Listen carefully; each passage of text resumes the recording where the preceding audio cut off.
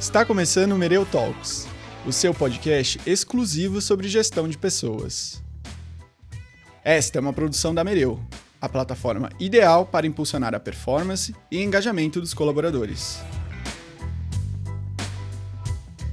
Olá pessoal, sejam todos muito bem-vindos ao Mereu Talks. Eu sou o Gustavo Araújo, faço parte do time de marketing e produto da Mereu e estou aqui com o Ivan, que é o nosso cofundador. Tudo bom, Ivan? Tudo bom, Gus? Um prazer estar aqui com você em mais um episódio num lugar muito especial. Sim, estamos finalizando essa temporada do Mereu Talks aqui em Florianópolis e hoje a gente vai bater um papo sobre Business Partner, né? Que é um assunto que a gente já tratou em alguns episódios, mas a gente quer focar especificamente em BP hoje, né? Exatamente. E eu estou bem animado com a conversa, que tem uma pessoa muito especial, tem uma grande experiência e vai poder revelar um pouco dos segredos dos BPs, especialmente em tecnologia. Sim, hoje a gente convidou a Jussamara Ferreira, ela é psicóloga, especialista em Business Partner na Nelway e vice-presidente da BRH Florianópolis. Tudo bom, Ju? Tudo certo, prazer enorme estar aqui, obrigada pelo convite, feliz demais em fazer parte dessa temporada Floripa, né, do Mereu Talks, demais. Prazer é todo nosso em receber você, Ju. Queria que você contasse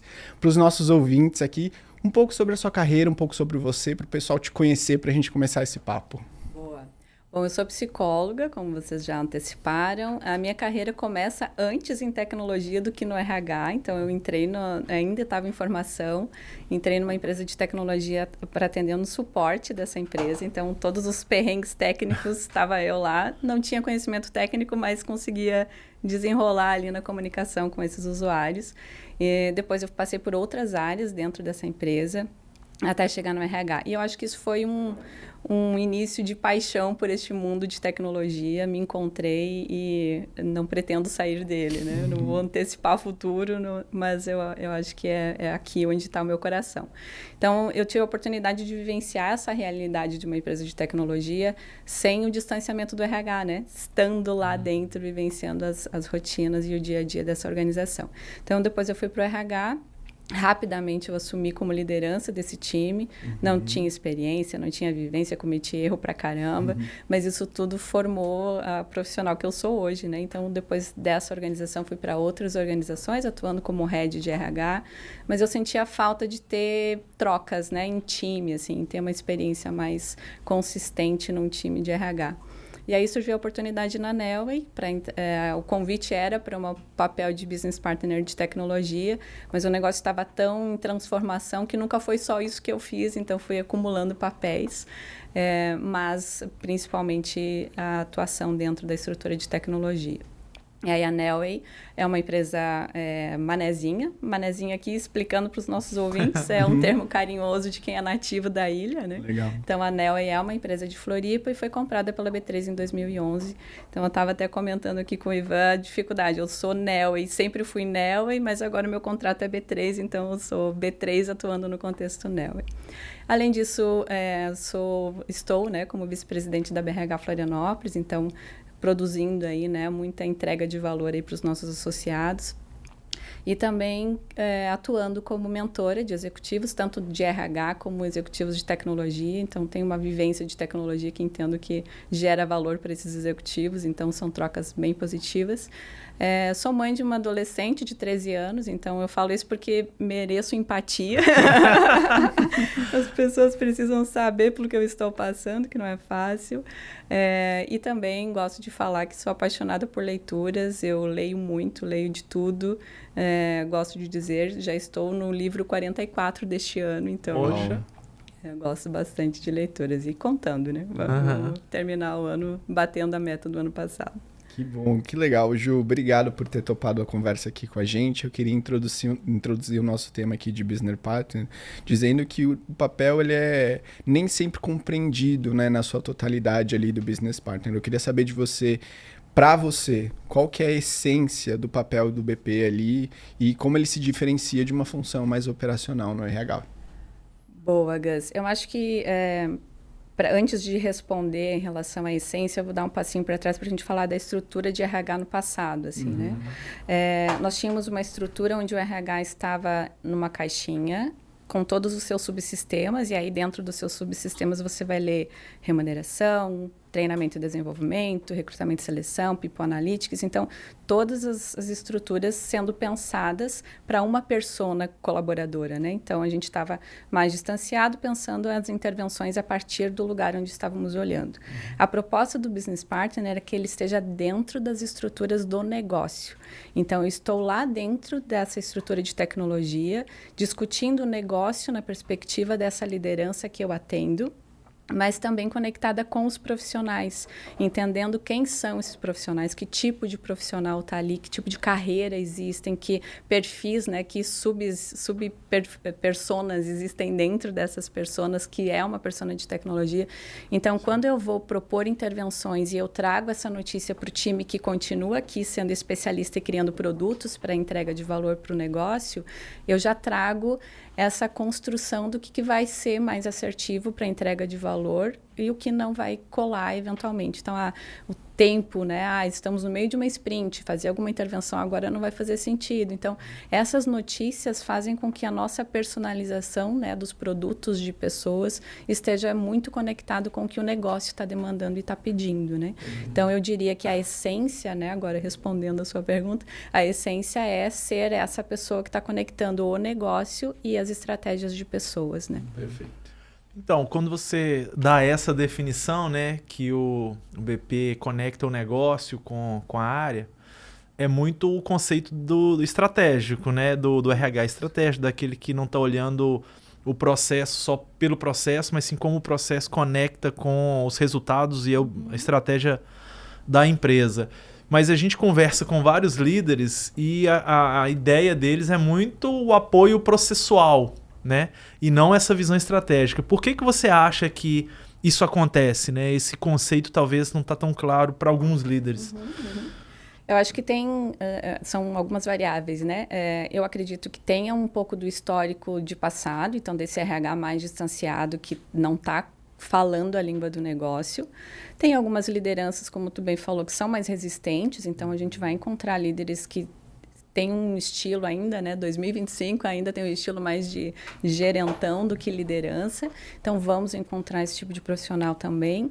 Mas eu acho que tem um lance que é a postura do BP também, né? Se eu estiver na relação com essa liderança, conversando só sobre turnover, o SLA das vagas, a avaliação de performance, eu vou estar circulando nessa comunicação com ele só de temas de pessoas. E ele vai me ver como uma pessoa que está só operando temas de pessoas. Quando eu começo a falar do negócio, das estratégias, dos desafios que ele tem em relação ao negócio que ele precisa entregar, aí sim eu estou sendo estratégica.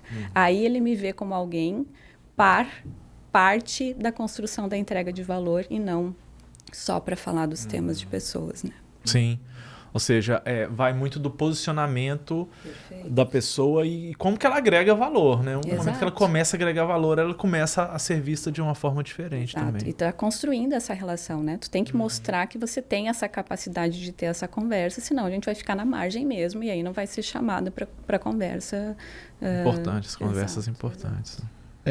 Você falou da sua bagagem em empresas de tecnologia, e a gente sabe que tem uma empresa de tecnologia em alto crescimento que opera nesse ritmo muito acelerado.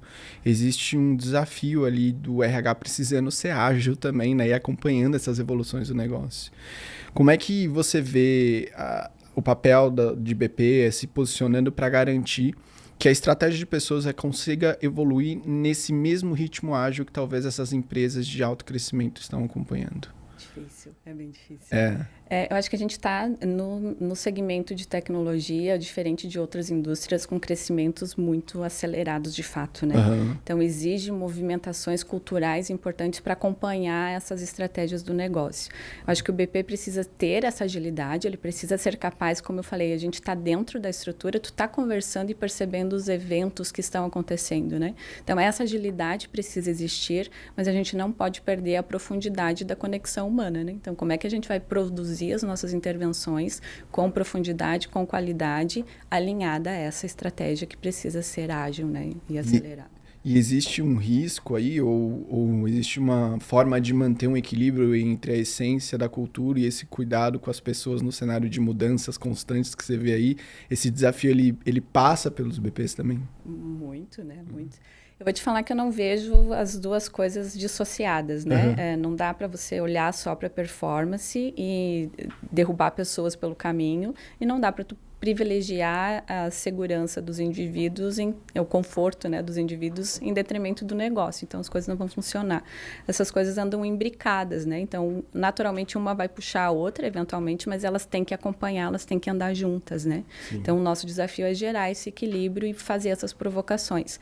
Eu acho que a estratégia do papel é você conseguir se afastar da operação e conseguir fazer essa leitura de forma mais distanciada, né? Porque se tu fica com a cabeça ali na operação, tu realmente não enxerga essas coisas acontecendo. Né? É verdade.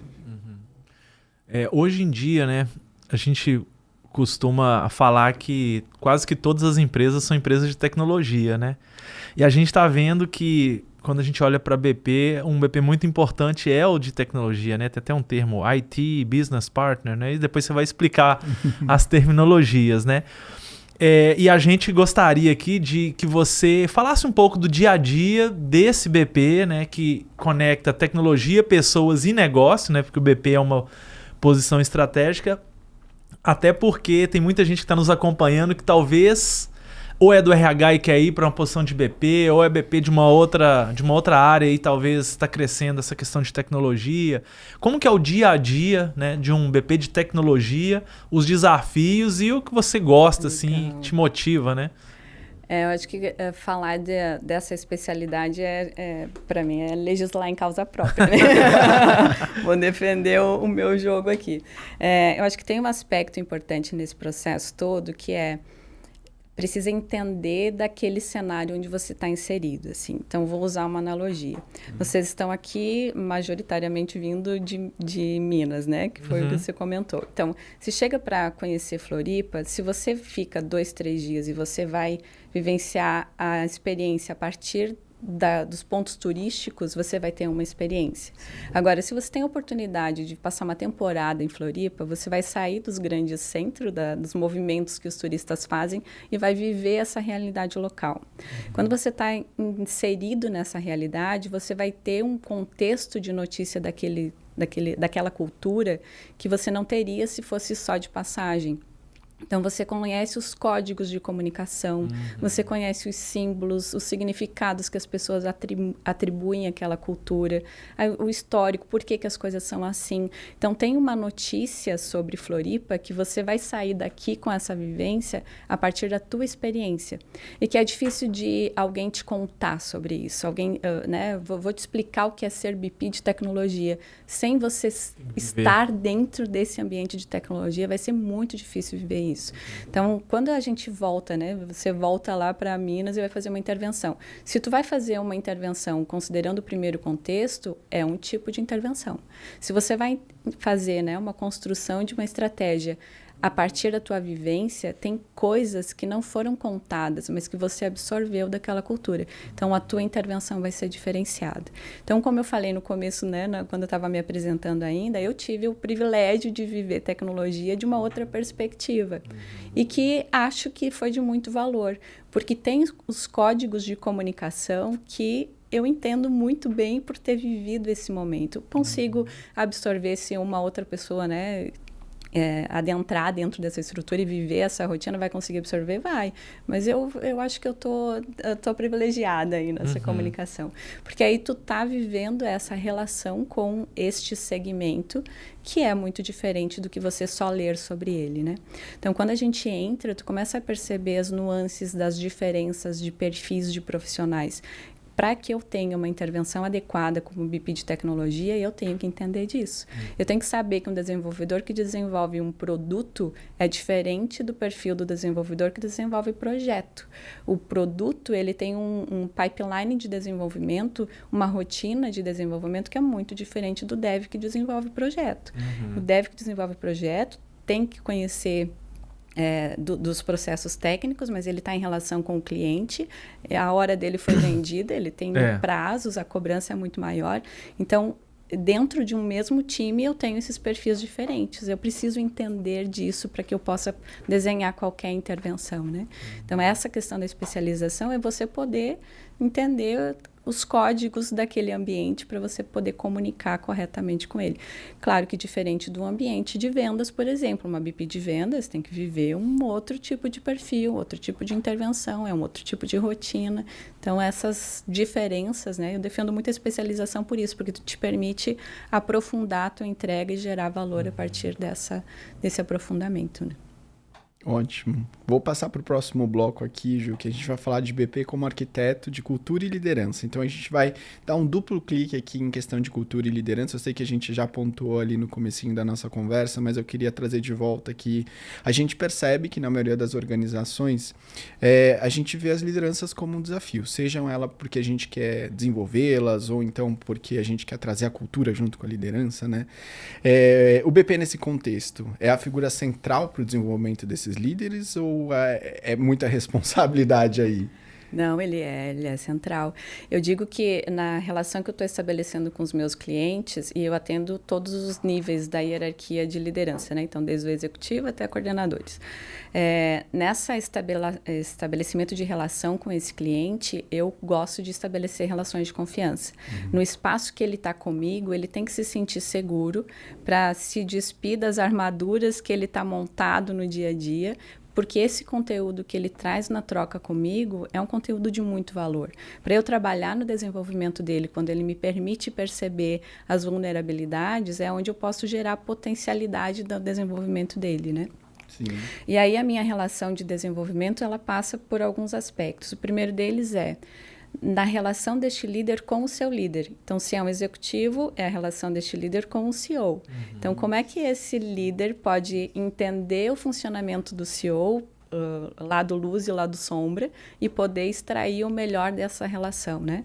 Na outra linha é como é que este profissional está conseguindo se conectar com os seus pares. Então, o que eu chamo das dinâmicas organizacionais, né? As dinâmicas políticas organizacionais. Então, eu estou apoiando também este líder a se conectar nesse universo dos pares. Mas também é minha responsabilidade ajudá-lo a ser o melhor líder que ele pode ser. Então, como é que ele pode também desenvolver competências para conectar com as pessoas que são, né, da sua estrutura, da sua diretoria. Então, além de eu ter a oportunidade de trabalhar isso no one-on-one que eu tenho com ele, então, naquele espaço que é seguro para que ele possa ser vulnerável, eu ainda tenho toda a leitura dessa estrutura e posso alimentar o meu time de desenvolvimento para que consiga construir intervenções de treinamento muito direcionadas para aquelas necessidades que eu vejo na maior parte dos líderes. Então, ao invés do meu time de desenvolvimento estar ali atirando para tudo que é lado na hora de construir um treinamento de desenvolvimento, ele já chega sniper, né? Já sabe aonde atuar e o que tem que atuar. Então, nós estamos facilitando essa notícia entre como desenvolver, o que desenvolver e como trabalhar esse desenvolvimento dessas lideranças. E como é que fica a relação dos BPs com os C-Levels, né? Eles chegam até lá ou eles são por intermédio da relação com as lideranças? Como é que fica essa relação?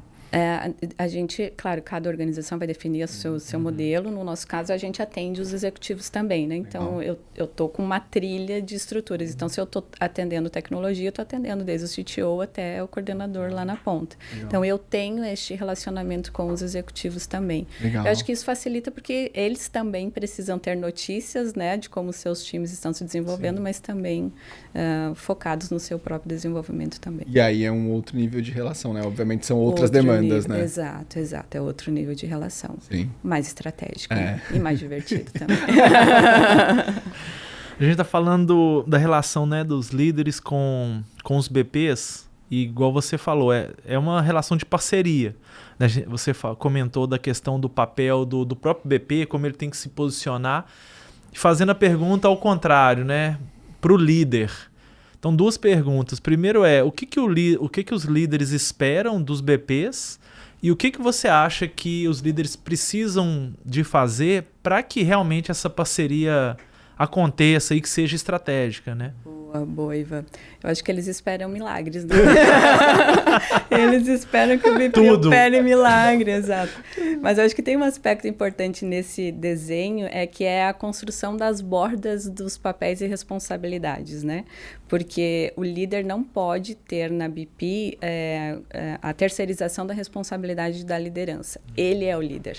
Então, as conversas difíceis, ele é quem tem que ter, o direcionamento estratégico estratégico é ele que dá, as definições do que é aceitável ou não culturalmente é o líder que faz. Eu estou aqui para apoiá-lo, para direcionar esse tema junto com essa pessoa, mas não estou aqui para fazer por ele, né? Então, acho que aqui o exercício e o desafio é dessa liderança entender que não é uma terceirização de responsabilidade, eu estou aqui para instrumentalizá-lo para que ele possa fazer o que é responsabilidade dele. Liderar é responsabilidade do líder. Perfeito.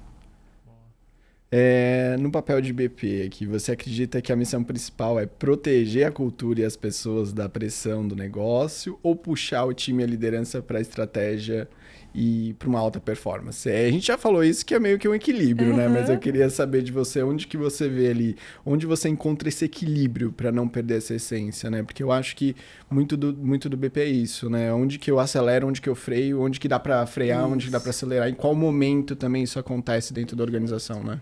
Eu acho que o norte principal é a estratégia do negócio, né? Para onde que o negócio está demandando.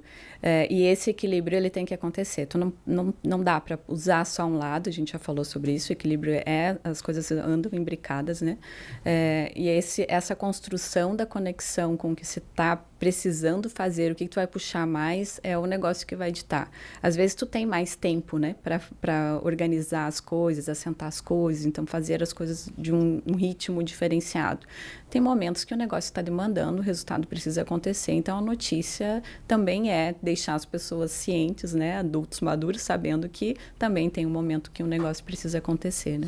Sim. E é uma ferramenta que essa demanda do negócio puxa e o BP está ali para ser instrumentalizando as lideranças das equipes. Porque né? tu está sentindo, como tu está dentro da operação, e aí não é só dentro da operação, no meu caso, só de tecnologia, né? Eu tenho que ler o negócio também. Então, eu tenho que, às vezes não como é nem a tecnologia também impacta o negócio, Exato. E às vezes não é só o negócio aqui internamente, mas é poder olhar os impactos do mercado, os movimentos que estão acontecendo para a gente antecipar conversas dentro da companhia, né? Sim. Então, esse termômetro, esse olhar a figura, olhar o fundo, é um exercício contínuo, né?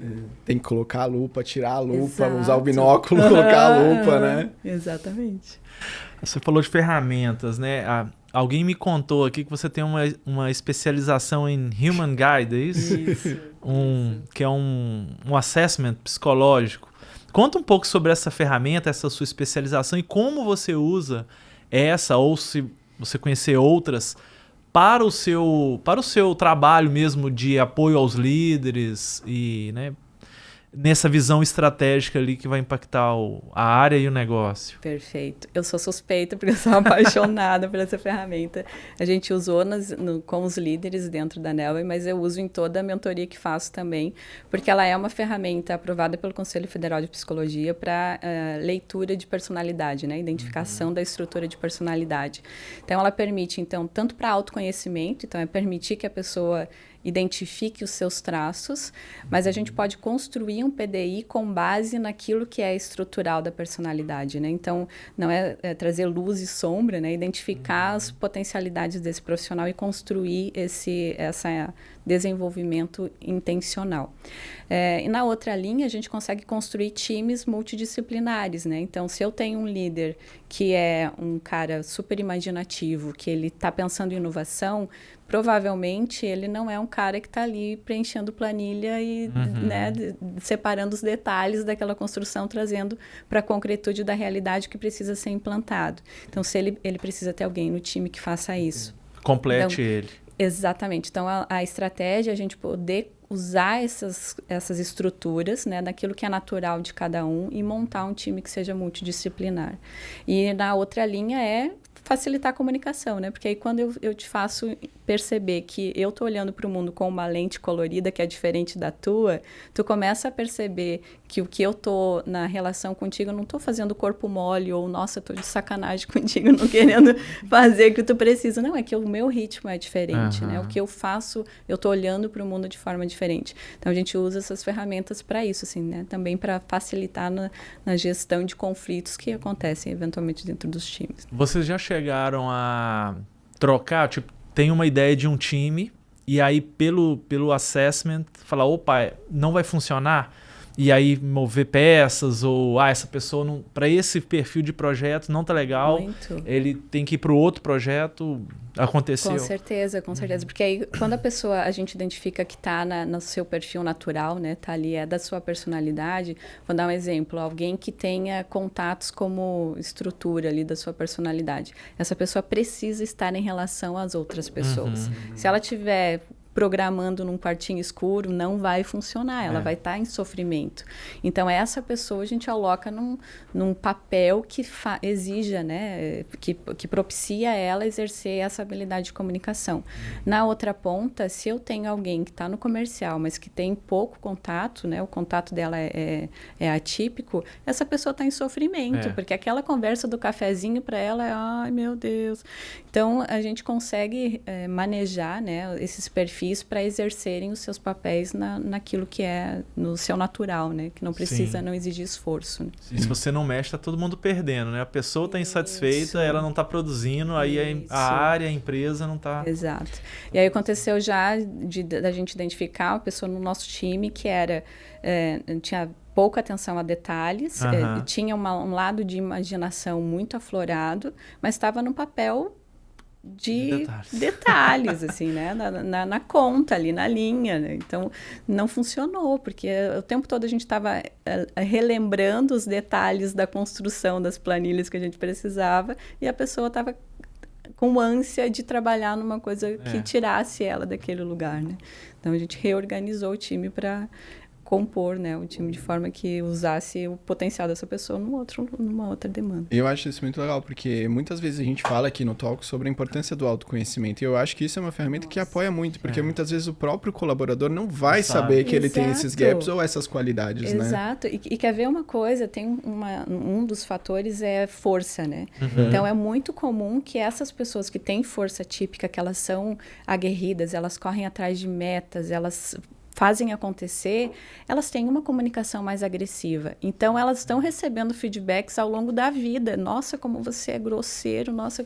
E aí, quando ela entende que isso faz parte da estrutura dela, e não é uma coisa ruim, só que ela tem que ter uma intencionalidade na construção da comunicação para como que isso chega no outro, muda tudo, né? Muda o jogo, assim. É realmente bem positivo. E eu já vou puxar esse gancho aqui para falar justamente disso, porque se a gente aproveitar seu conhecimento aí de neurociência, a gente sabe que influência não é muito só sobre o que diz, mas também como se diz as coisas, né, Ju? E aí, o que você vê que são os principais gatilhos comportamentais que IBP pode usar para conectar com as lideranças ali e garantir que as ideias sejam transmitidas e funcionem ali junto com eles? Perfeito, Gus. Eu costumo falar que IBP não brilha, IBP faz brilhar, né? Então, a gente está aqui na individualidade do nosso atendimento, isso não aparece, né? Isso não fica, nossa, que grande intervenção, porque é uma intervenção individualizada. Mas eu não sou uma profissional arrogante, mas eu tenho muita segurança em dizer que eu sei dos movimentos do negócio que eu influenciei através da influência nessa pessoa que está aqui na minha frente. Então, se eu tenho um executivo que ele está se distanciando do objetivo de negócio, o caminho que ele está adotando é um caminho que é diferente daquilo que vai potencializar a entrega de resultado, e eu consigo influenciá-lo para que ele, né, ajuste as velas e rearranje a rota, eu estou influenciando positivamente o negócio. Então, eu não estou manipulando, eu não estou dizendo o que ele tem que fazer, mas eu estou ajudando ele a perceber os caminhos que podem fazer com que ele chegue neste lugar. E aí, depois, no dia seguinte, a entrega, né, chegar neste resultado, não foi, nossa, a Ju que fez essa... Não, porque ele chegou nessa construção a partir das intervenções que foram feitas, mas ele chegou lá. Não foi eu que fiz ele chegar naquele lugar. Então, essa influência, essa capacidade de poder fazer esse tipo de conversa precisa acontecer. E aí envolve alguns fatores, né? Eu acho que a escuta ativa, tu tem que estar ali, tu tem que estar presente, tu tem que estar lendo o que está sendo dito, o que não está sendo dito. É mais ou menos como divertidamente, sabe? Tipo, a minha skin na frente do líder está aqui no foco da comunicação, mas o meu divertidamente está aqui no centro de operações, puxando informação de todo lado, assim. Então, para que a minha intervenção seja essa intervenção que conecta esses pontos todos, e na hora que eu estou, né, trocando com ele, eu possa usar Só entendi o teu ponto de vista, mas deixa eu te contar da onde que eu tô vendo diferente. E aquilo já vai fazendo um barulho diferente para aquela liderança, culminando na mudança de comportamento. Né? Legal. Se a gente fosse traçar um perfil, né? Talvez um perfil mais não genérico, porque cada BP de tecnologia pode ter um papel e ter umas características, e de vendas outro, mas se você fosse pegar algumas características ou soft skills, né, que o BP precisa de ter, logicamente ele precisa de ter outras coisas de acordo com a área que ele vai atuar, mas quais seriam essas características ou soft skills que um BP de alto rendimento, de alta performance tem que ter? Perfeito. Eu diria que a principal delas é essa visão estratégica do negócio. Essa capacidade de ler os cenários, ela precisa acontecer. O BP precisa conseguir se afastar da tempestade que o cliente está para fazer a intervenção da forma correta. Então, essa leitura o tempo todo, ela precisa acontecer. E tem que ter maturidade para poder fazer essa intervenção no tempo certo também, porque tem horas que tu perde o time, né? Na outra ponta, eu acho que é fundamental essa capacidade de influência, que é como é que eu faço este líder sem ficar, né, direcionando, impondo, a entender a direção que precisa adotar, né? Então, essa influência precisa acontecer. E na outra linha é ter a capacidade de ter conversas difíceis, né? Esses executivos não chegaram onde chegaram abraçando a árvore. Então, você tem que construir a sua relação para conseguir também se fazer ouvida, e não é falando mais alto, né? Como é que tu vai conseguir essa comunicação fazer acontecer, né? Sim. Pela sua fala, Ju, eu vejo que tem muito uma musculatura, né, no papel de BP, entre você tá lá flexionando e depois você tá lá, você vai muito no macro, no micro, macro, no micro, e essa é uma... Musculatura e flexibilidade. Exatamente, Exato. é uma característica que pessoalmente falando, assim, não parece ser fácil, né? Não você é. ter essa visão que a todo momento você muda, porque você não é só generalista e você não é só especialista, né? Exato. O olhar, ele muda, a maturidade muda, então acho que o exercício, ele é difícil, né? Então chega no final do dia, tu tá esgotado, porque tu tá o tempo todo lidando com complexidades do negócio, né? Eu brinco, eu falo, meus clientes não me chamam para dizer, tive um ótimo dia hoje. Queria te dizer que foi lindo o meu dia. Não, eles me chamam porque deu algum problema, né? E a gente tem que estar lidando com essas dinâmicas, assim.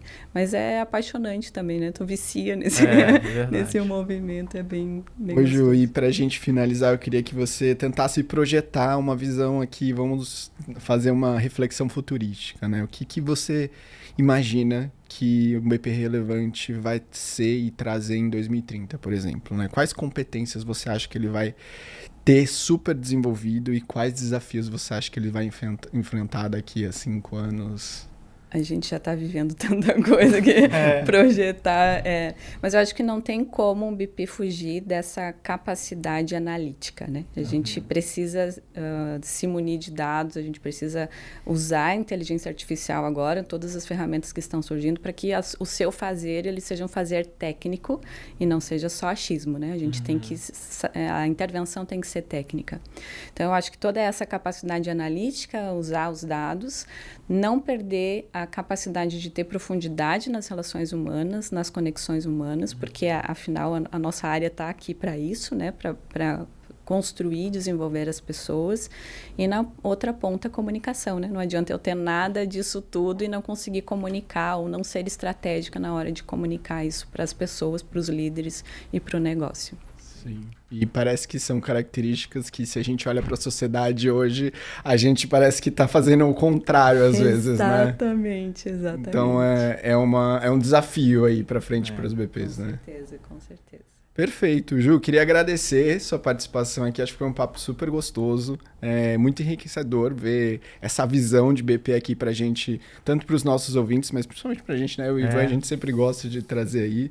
Queria deixar um espaço para quem quiser continuar a conversa com você, se conectar com você, trocar figurinhas com você, como é que faz? Legal. Não é difícil de me achar, né, gente? Esse nome, Jussamara Ferreira no LinkedIn e Ferreira Jussamara no Instagram. Então, Perfeito, seguimos Ju. falando. Obrigada pelo convite, pessoal. A gente que agradece, e você que está aqui ouvindo a gente, não deixa de se inscrever. Se você está no YouTube, se inscreve no YouTube, no Spotify também se inscreve aqui no Spotify e segue a gente nas nossas redes sociais. A gente está em tudo como Mereu Brasil.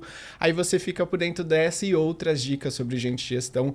Fica sabendo dos nossos eventos, todos os nossos lançamentos e também trocando com a nossa própria comunidade. Obrigado, Ivan, também por mais um episódio, né? Eu que agradeço, Gus, foi ótimo estar aqui com você, com a Ju, e esse tema BP, né, sempre muito difícil nas organizações, né? Então foi muito bom que ela conseguiu trazer clareza para nós e para toda a nossa audiência. Obrigado. Perfeito. Obrigado, pessoal. Até o próximo episódio. Até mais. Tchau, tchau.